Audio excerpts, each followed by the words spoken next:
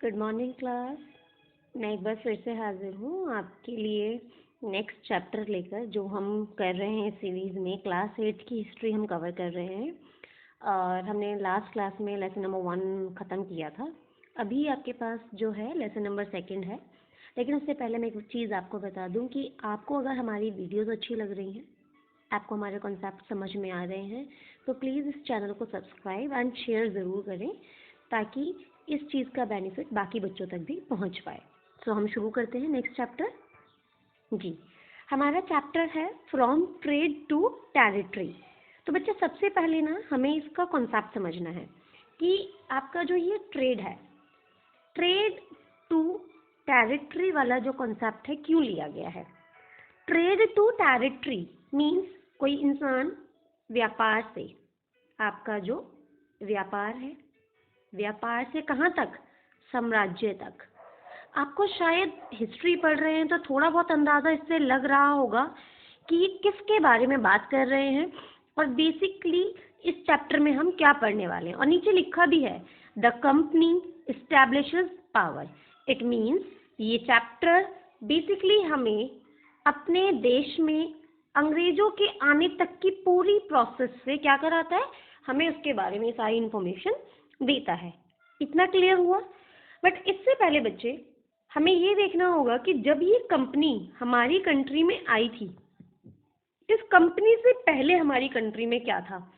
क्योंकि किसी भी चीज़ को समझने के लिए उसका बैकग्राउंड समझ में आना ज़रूरी है। ऐसा नहीं ना अचानक से शुरू करेंगे और हमें ये चीज़ क्लियर हो जाएगी। आपको अगर याद होगा, जब बाहुबली मूवी आई थी, तो बाहुबली मूवी के बाद वाला जो पार्ट था उसको देखने के लिए सब बहुत ज़्यादा उत्सुक थे। क्यों? क्योंकि सबको पहले बैकग्राउंड जानना था कि ऐसा क्यों हुआ था। तो सेम वही चीज़, ये कंपनी हमारी कंट्री में आई, बट इस कंट्री से पहले हमारी कंट्री में क्या था, कैसा था, कौन लोग थे, वो सब हमें इस चैप्टर में समझना है। ठीक है, तो मैं एक सिंपल सी चीज़ बताती हूँ कि कंपनी के आने से पहले इंडिया में मुगल्स का रूल था। अब आप सोच रहे होंगे ये मुगल्स क्या है। सो मुगल्स, क्वेश्चन है हु वर मुगल्स। सो बच्चे, मुगल्स जो हैं बेसिकली इन्होंने भारत पे बहुत लंबा टाइम शासन किया है। इनको डिसेंडेंट माना जाता है दो डिफरेंट फैमिलीज का। एक इनको माना जाता है तैमूर का वंश और एक इनको माना जाता है चंगेज खान का। सो ये इनके माता और पिता के हिसाब से, इनके डिफरेंट डिफरेंट वंश के हिसाब से इनको माना जाता है। लेकिन इन्होंने इंडिया में बहुत लंबे समय तक शासन किया और इस पूरे मुगल सल्तनत का जो फाउंडर था, वो फाउंडर था आपका बाबर। क्लियर? इन्होंने ही मुगल साम्राज्य को इंडिया में इस्टेब्लिश किया। अच्छा, इसके अलावा मुगल्स इंडिया में 1526 में आ गए थे और इन्होंने 1857 तक ऑलमोस्ट हमारे यहाँ पे अपना रूल किया। क्लियर बच्चे? अच्छा, आपका चैप्टर जहाँ से शुरू होता है उसमें ये व्यक्ति जो है Bahadur Shah Zafar, this person is very important. Why? Because this was the last emperor of the Mughal dynasty. So Mughal का हम लोगों के लिए अभी फिलहाल इस चैप्टर में इतना रिलेवेंट कॉन्सेप्ट यही है। अब हम देखते हैं कि नेक्स्ट इन मुगल शासन का क्या एक पर्सपेक्टिव रहा इंडिया के प्रति और किस तरीके से इंडिया के शासन में मुगल्स एंड कंपनी का क्या इन लोगों का आपस में लेन देन था। बट उससे पहले हम ये देखेंगे कि मुगल्स में एक पूरा किस राजा के बाद कौन सा राजा आया। स्टार्टअप तो बाबर ने कर दिया था, पर बाबर के बाद और कौन से राजा थे और फिर किस तरीके से हमारा ये कंपनी शासन तक का रूल पहुंचा। बेटा देखो, सबसे पहले मैंने क्या बताया कि हमारे यहाँ सबसे पहले कौन आया था, Babur. So he was the first person who established the Mughal empire in the India. Humayun was the second one. Babur का बेटा हुमायूं और हुमायूं का बेटा अकबर। हाँ, वो ऐड आती है ना, आप लोगों ने देखी होगी टीवी में, बाबर का बेटा हुमायूं, हुमायूं का बेटा अकबर।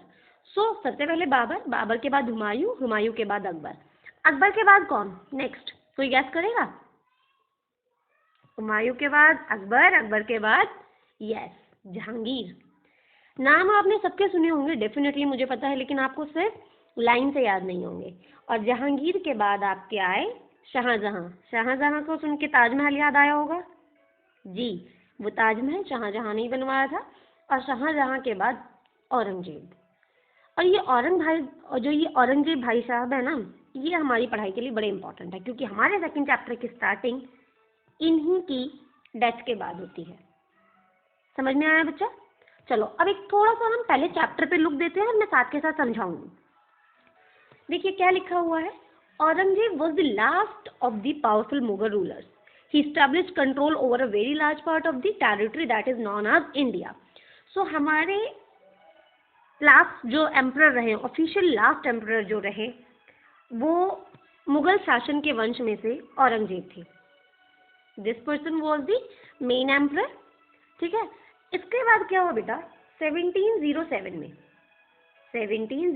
में जब इनकी डेथ हो गई, इनकी डेथ के बाद कोई भी एक अच्छा और मजबूत रूलर नहीं आ पाया, जिसकी वजह से क्या हुआ, जब रूलर नहीं आ पाया तो जो इनके कंट्रोल में एरियाज थे, उन एरियाज ने अपने आप को फ्री कर लिया। ये ना, zamindar began asserting their authority and establishing regional kingdoms, और उन्होंने अपने रीजनल किंगडम्स एस्टैब्लिश कर लिए। ये सेम उसी तरीके से है जैसे अगर क्लास में टीचर ना हो तो हर बच्चा अपने आप में मॉनिटर बनने का प्रयास करता है या नहीं। सेम इसी तरीके से जब औरंगजेब की डेथ हो गई तो औरंगजेब के बाद कोई मजबूत किंग तो बचा नहीं, और जब कोई मजबूत किंग वहां नहीं बचा तो क्या हुआ, उसके बाद धीरे धीरे और जो रूलर्स थे, छोटे रूलर्स थे, उन्होंने अपने आप को क्या कर दिया बच्चे, उन्होंने अपने आप को मुगल अथॉरिटी से फ्री कर लिया। इतनी बात समझ में आई? ओके। इसके बाद क्या हुआ है कि अभी तक जो दिल्ली एक इफेक्टिव सेंटर के रूप में काम कर रही थी, अब वो दिल्ली मुगल्स के लिए बहुत मेन सेंटर था दिल्ली, अब दिल्ली एक इम्पॉर्टेंट सेंटर के रूप में काम ना कर सकी। डन। अभी धीरे धीरे चीजें आगे बढ़ी, रीजनल रूलर्स आ गए। जैसे जैसे जो रूलर्स आ रहे थे, औरंगजेब के बाद उन्होंने साम्राज्य को संभाला हुआ था, लेकिन इसके बाद 18वीं सेंचुरी के हाफ में, ठीक है, यहाँ पर एक नई पावर डेवलप हुई। पावर ये थी पहले से, लेकिन अब ये लोग खुल के सामने आए। Who were they? They were Britishers. Clear बच्चे? दे वर ब्रिटिशर्स। एंड अब हमें ये देखना है कि भाई ये क्या बला है, ये अचानक से कहाँ से आ गए। अभी तक तो मुगल एम्पायर चल रहा था पूरा, सडन ये कहाँ से आए ब्रिटिशर्स। तो हमें यही देखना है कि कैसे ये आए और कैसे इन्होंने इंडिया पे इतना कंट्रोल किया कि पूरे इंडिया को इन्होंने अपने कब्जे में ले लिया। ठीक है। अच्छा, इससे पहले एक इम्पॉर्टेंट चीज़ देखिए, ये पिक्चर नज़र आ रही है आप सबको? जी। सो इस पिक्चर में बेटा जो ये व्यक्ति है, ठीक है, हाँ, ये व्यक्ति कौन है? ये हैं आपके बहादुर शाह जफर। बहादुर शाह जफर मुगल एम्परर के, या मुगल जो एम्पायर था, मुगल एम्पायर के ये लास्ट एंड ओनली शासक थे।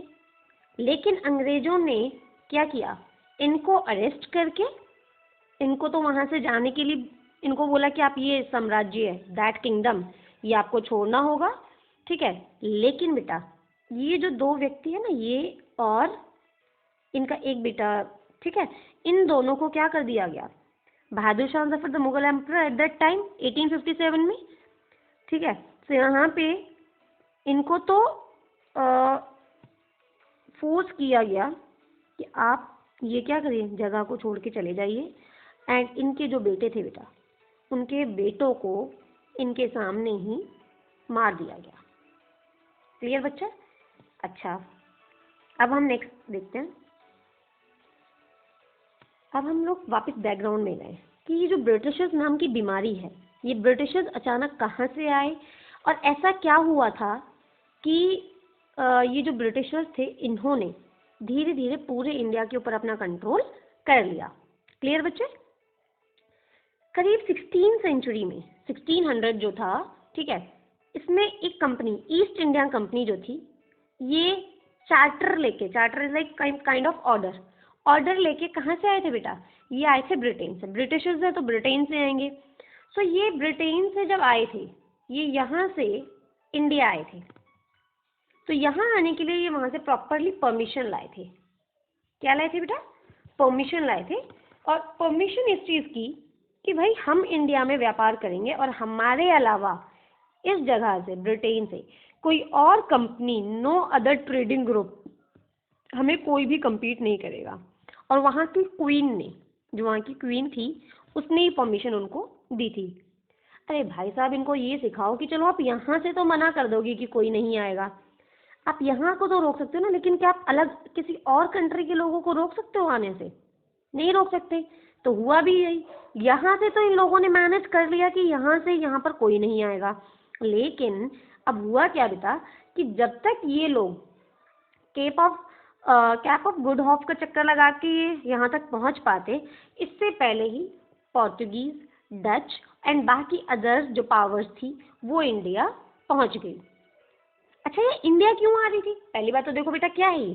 कंपनी है। और कंपनी क्या करती है बेटा? कंपनी ट्रेड करती है, सिंपल सी बात है। ये लोग यहाँ पे ट्रेड करने के लिए आए थे और ये इस तरीके की लोकेशंस को ढूंढते रहते थे जहाँ पर इनको कम से कम इन्वेस्टमेंट में ज़्यादा से ज़्यादा प्रॉफिट मिले। ठीक है बच्चा? तो यहाँ पे जब ये लोग आए, लेकिन इनसे पहले ऑलरेडी पावर्स आ चुकी थी, तो ये ना मैंने अभी आपको जो एक पॉइंट बोला था, looking for new land from which it could buy goods at a cheap price and carry them back to Europe to sell at higher prices, ताकि ये वहाँ पे जाके इनको अच्छे से बेच सकें। ठीक है? और यहाँ पे इन लोगों का वन एंड ओनली एक ही गोल होता था, दैट इज प्रॉफिट। ठीक है बच्चा? ओके। अभी क्या है, मैंने वो पॉइंट आपको ऑलरेडी बता दिया है कि जो लोग ऑर्डर लेके आए थे, एक रॉयल चार्टर का ऑर्डर लेके आए थे, उसके थ्रू इन्होंने यूरोपियंस, मतलब इंग्लैंड के लोगों को तो रोक लिया, लेकिन बाकी जो कंट्रीज थी उनको तो ये नहीं रोक पाए ना। वहाँ पे पोर्तुगीज जो थे वो ऑलरेडी आ गए थे। पोर्तुगीज कौन होते हैं बेटा? पोर्तुगीज जो कि पुर्तगाल से आए थे। पुर्तगाल इज अ कंट्री। ठीक है? उनको ये नहीं रोक पाए और उन्होंने ऑलरेडी ही अपना इस्टेब्लिशमेंट कर लिया था इंडिया में। ठीक है?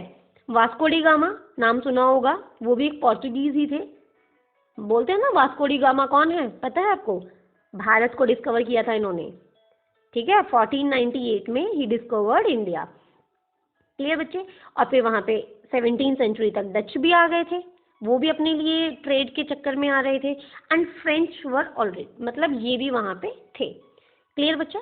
अच्छा, नेक्स्ट क्या है आपका कि अब क्या हुआ भाई, रोटी एक है, कॉन्सेप्ट समझना। अब खाने वाले बहुत सारे हैं, तो क्या होगा? मिल बांट के खा लेंगे? नॉट एट ऑल बच्चे। वो लोग क्या करेंगे, उनके बीच में अब क्या होने लगी? लड़ाइयाँ होने लगी।